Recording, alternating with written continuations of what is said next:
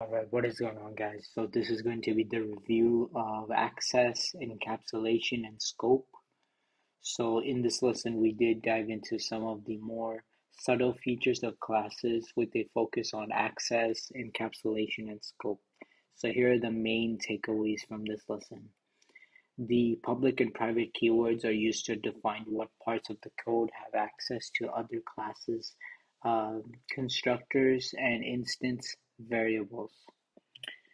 And encapsulation is a technique used to keep implementation details hidden from other classes. Its aim is to create a small bundles of logic. And the dis keyword can be used to designate the difference between instance variables and local variables.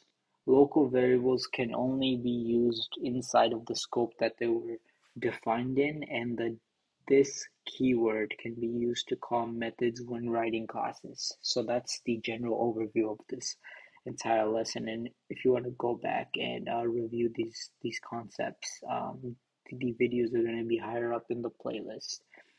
And that is it. And here is the code for the entire thing. So what I would recommend you guys do, if you have time, is go ahead and just pause the video, try writing this down, or try copying this code down and seeing if you know what it does, or pausing the video to see what it does.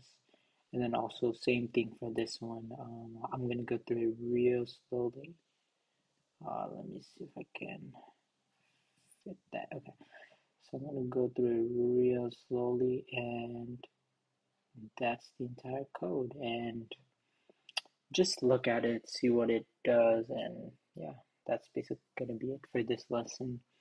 And then in the next video, we will be doing the quiz. So stay tuned for that, and I'll see you guys in the next one.